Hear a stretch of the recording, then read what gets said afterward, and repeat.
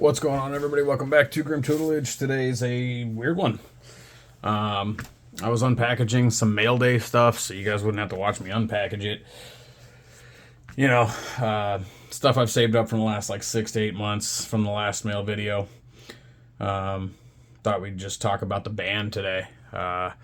First and foremost, I don't like it. I'm not in agreement with it. It doesn't mean you can't have your own opinion. But I thought it was dog shit. I understand Nadu. Nobody wants to see you take 35-minute solitaire turns where you end up going, oh, I guess I do win. That one makes sense. But Mana Crypt, Jeweled Lotus, designed for Commander, by the way, and Dockside, also a Commander product. Like, they sold so many sets, like I think like 6 to be exact. Since like I don't even know when. I think it was Commander 2019 that came out. So in the last 5-6 years, they've made 6 sets that those 3 cards are the top card, the top chase hit, if you will. And yeah, I figured we'd talk about it. I respect everybody's opinions and stuff, but me personally, I like those cards. I think those cards are necessary. And if you're having an issue or you're losing to those cards, that's a different topic. I think that, we'll get into that anyway. I just don't understand why they banned those, I guess. I know the Dockside, I do understand people hate it, but I feel like a lot of the issue here, whether it's financial or whatever, is you could have just reprinted the damn card. So anyway, let's start getting into some of these. The cards that I have here are just, some of them are from my own personal collection. Some of them are just cards I wanted to have. Some of them are sleepers that I thought would go up in value, but I don't know if anything goes up in value anymore now that after this, what does this do to the entire, game's makeup? I feel like you just kind of, I'm not a whale, but I buy a fuck ton of product, and this felt very alienating to me. Like the cards that I think are really good and the cards that I like to try to collect that have a little bit of monetary value because they're actually hard to pull. That's why you make them the chase cards, that's why you don't reprint them as much. I feel like you just kind of fucked me after you milked me for everything I had trying to chase these cards, and you sold the sets based on these cards. Like, don't fucking joke yourself. You put double masters out there knowing Dockside needed to be reprinted, and you put new versions. Mana Crypt was a double masters original. Dockside 2022 was double masters 2022. The original double masters, Mana Crypt was the chase card too. It was, I think, today still the highest card, whether it be the regular one or the VIP edition. Anyway, start going through some of these. Tyvar Stan, that's from my Zaxara deck, I can already tell.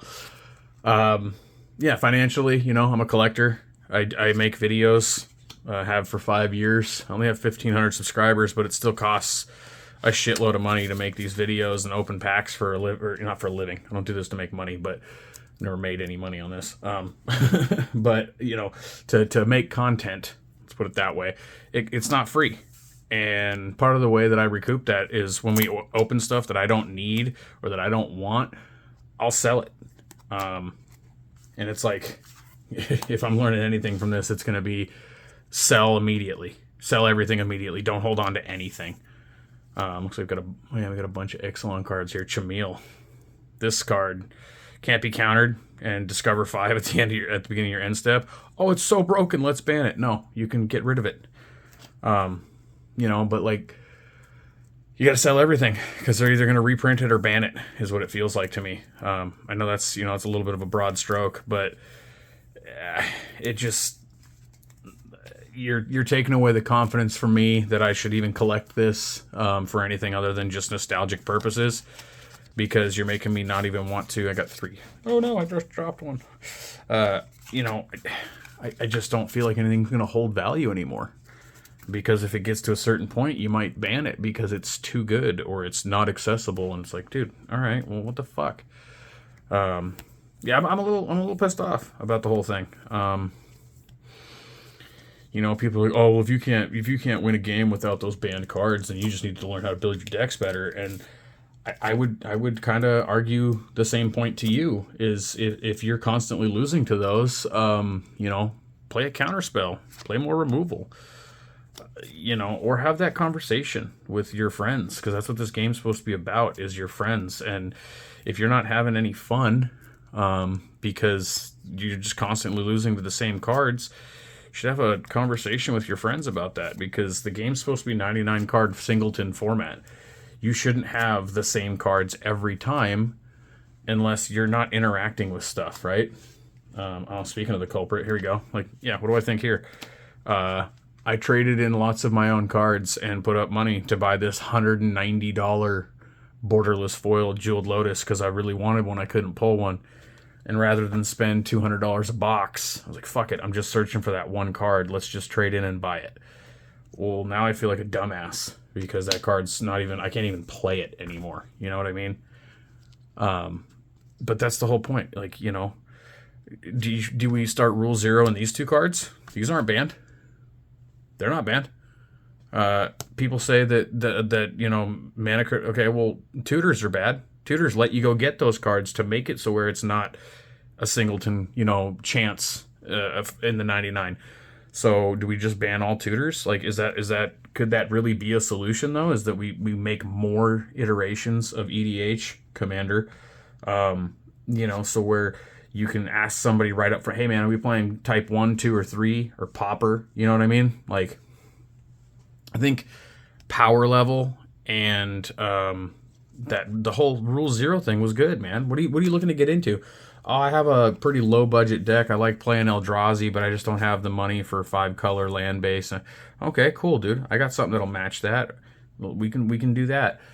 And if it doesn't go well, all right, man. Well, let's just hey, if I draw a mana crypt, we'll act like it's a Gilded Lotus, okay? Those are conversations you can have because you're playing casually with friends, right? I shouldn't be so salty that I won't play with you based on a couple of cards. That's just kind of ridiculous. There's 26,000 Magic cards or something like that. It's like, dude, you're just gonna pick a few that I can't play. A couple reserve list things here, a little memory jar action. And it's just, I understand restrictions and budgets and all that stuff, but at the same time, I don't want to spend 2 hours playing a Magic game. I want to spend 30 to 45 minutes playing a game, unless we are all trying to win and it just turns into Plaza of Heroes. I bet you could put that in the Eldrazi deck. And it just turns into a 2 hour slugfest where we all had a chance to win. Elish Norn. Mother of Machines. The Junji Ito step incomplete. Sheesh. That's fine if it turns into that, but I would rather play a bunch of 30 or 40 minute games than 1 or 2 super long ones because we're not allowed to play high power and it's just slowing the game up, I went to Command Fest Seattle recently and I played, it was in Tacoma actually, but all I had time for was to play a pre-con event. And while playing this pre-con event, we had to bow out of the second part of it. Pattern of Rebirths. I was trying to figure that out for, these are look like some Corvold stuff I was looking for. This is eventually for Jaleva. But during that, we had to bow out of the second round of the pre-con event because the first game took an hour and a half. It went longer than they scheduled for it because all of the power levels were just kind of dirtily and nobody could close the game out, And so we bowed out of the second one so we could spend our commander tickets in casual pods.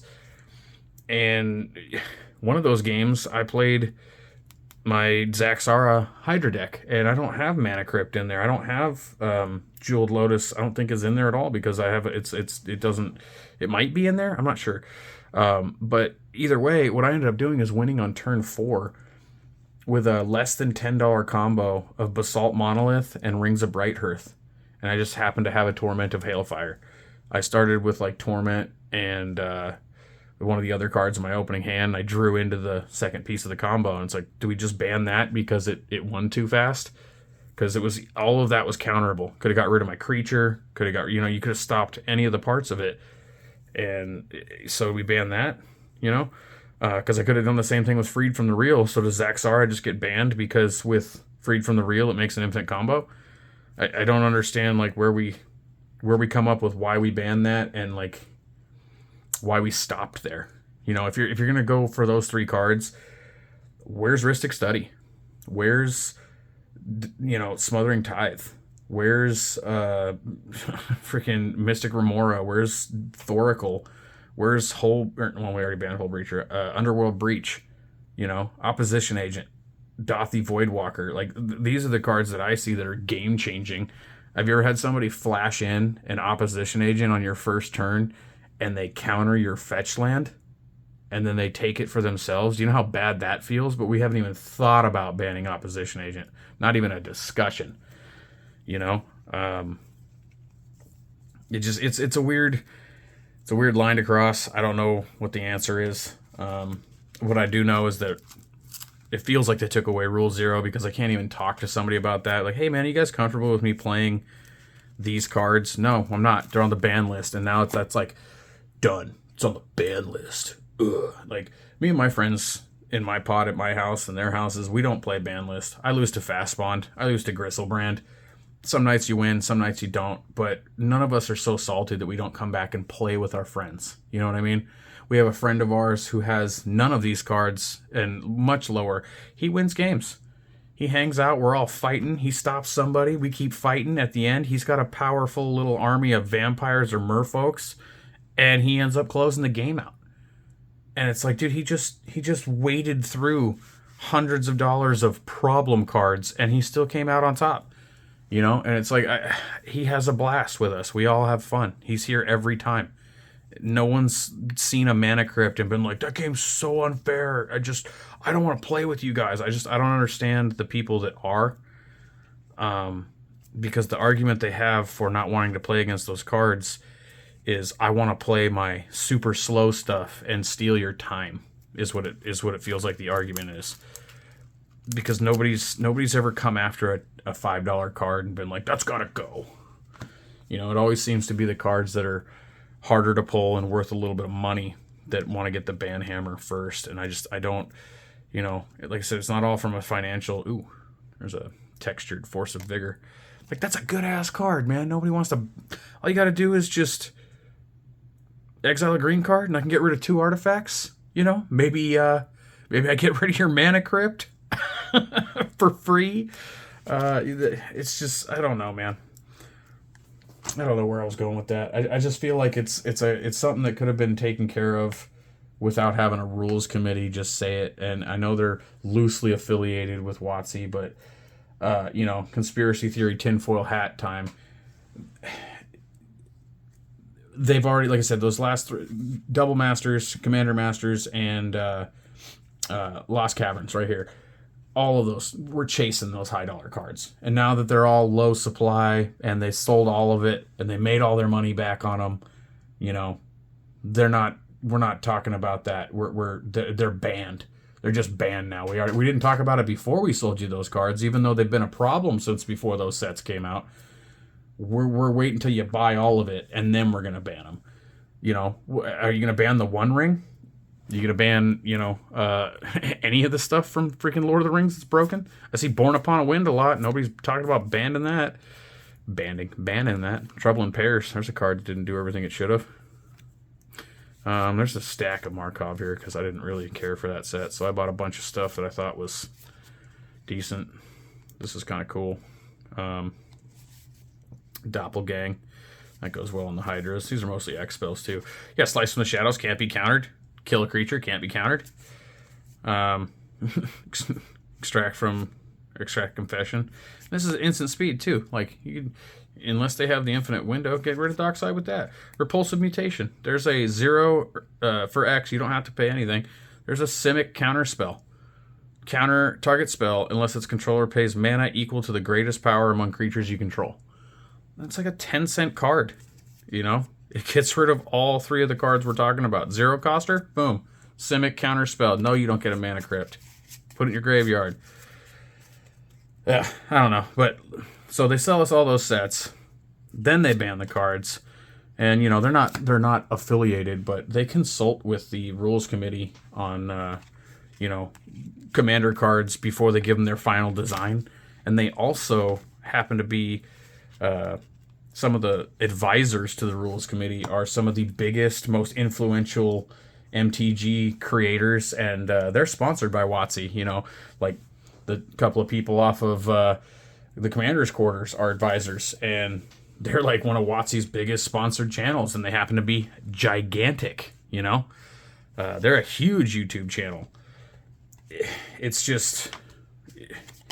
It's hard to believe that this didn't come with financial gain intended for me, because they banned the cards after they've completely milked you for their reprint value a couple times. And then, super conspiracy theory tinfoil hat, I see that this happened within 24 hours of a small little Marvel leak where one of the cards happened to be, you know, and this is spoiler alert, you know, but one of the cards happened to be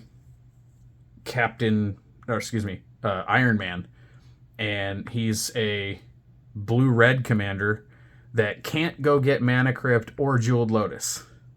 He makes one treasure, you know, but he's in Dockside colors, but it can't go get Jeweled Lotus or Mana Crypt, so it wouldn't be super sought after, right? And when I first read it, I thought it could, and I was like, oh, well, they don't want to have to ban that, but then I found out it doesn't say or less. It says 1 plus the number, or, you know, anyway, read the spoiler if you want to know about it. But what it can go get, now that you've banned Mana Crypt and Jeweled Lotus, it can go get the next best things like Mana Vault, Esper Sentinel, Sensei's Divining Top. It can go get all of these 1-drops for free that are now more relevant than ever because you got rid of, you know, some of the best ramp in the format as far as artifacts are concerned. And, you know, it's hard for me to not think that that's not a way for you to force people to buy this card. Well, you know, it wasn't going to be that good when Mana Crypt and J-Lo were out there because it couldn't go search for them. But now that you took those away, this card searches for some stuff that I do want now because I've changed my decks up. And I really think that, like, you know, Iron Man's going to be a much better card, and it's going to boost the sales of that because they've banned these other cards. And like I said, that's tinfoil hat, but, like, I have a feeling that they're going to come out with cards that are super similar to the way that Mana Crypt and the other two play. They'll just have a little bit higher access cost. Like, you know, you'll have to discard a card in addition to, you know, the other costs. Or you'll have to exile 6 cards from your graveyard. Or it only works if you have Delirium. Or, you know, something that's going to be an easy stipulation to meet. People will always find ways to break stuff. I just don't understand why it was all 4 of those cards at once. Like I said, I can understand Nadu. I can see you making the case for Dockside, even though I've played Dockside many times and been shut down. I've played all 3 of those cards and been shut down so many times. It's just... I don't know. It doesn't feel good to me. It feels like I'm being told how to play a game that was designed by people who didn't want to be told how to play a game. You know what I mean? It's what it feels like. And it's, you know, reverse polarity. I thought this was going to be better than it is. I mean, it's good. If you can get a huge stack going and then just pop this one off on the top and counter all other spells on the stack, Jesus. Yeah, treasures. Here's some more stuff. Part of this is why I bought these things, because Dockside's strong and treasures is a good strategy. But yeah, I don't know how to feel. My initial reaction is that it feels like shit. I don't agree with the banning. I don't like it. We're going to continue playing ban cards. It's fun. We've all spent years of our lives playing this damn game. We've been playing EDH since the Zendikar era when we first heard about it. And we found out you could do it with other commanders as long as they were legendary. You know, back then, you couldn't have 2 copies of the same card on the field. One of them had to die. And then they changed it. They changed that ruling to where I can have a Jingataxius and you can have a Jingataxius and we can both have it. But previously, we used to play, you know, if we had the same color scheme, we'd be like, dude, what's your general? Okay, I'm putting one of those in my deck so I can kill yours with mine because that shit's got to go. You know, the game evolves. Power creep's real. I just don't want to see these bans turn into them basically... you know, basically selling us the same damn cards with a little bit different wording, but in Marvel form so that you have to buy it so they can recoup the money for the licenses they paid for. What happens with these, man? Like, I don't have all of them. I've been slowly over the years trying to get a 10 piece, one of each. And I feel like before I can collect all 10 of these, and this is just a revised one, but it's still not cheap, but it's cheaper than when I paid for it because the confidence of the game's going. So would I just wait till I got one foot in the grave and then buy my duels, or do they reprint them or outlaw them or ban them or whatever? And then it's like, cool, dude, you're an asshole because you like to play high power, because that's what it feels like. It's like, okay, we hate CEDH, we hate high power, and it's like, okay, but like power creep happens. Did you see Trouble in Pairs that we just went through? That card's ridiculous. Have you seen Smothering Tithe? Like, I don't know. At the end of the day, I love the game. I'm going to keep playing the game. I'm glad you guys hung around and listened to me rant and talk a bunch of circles about dumb shit. This is what I've been accumulating for the last couple of months. I only got 1,500 of you. I know a lot more watch it, but I'd be curious to see what my audience's opinions are. So leave that in the comments below. Let me know what you think. I know as a whole, the community is divided as hell, but we all love to play the game, so I'm sure we can all figure a way around this. It just, gut reaction says this one sucks. But let me know what you think. We're getting into Duskmorn. Woohoo! See you on the next one.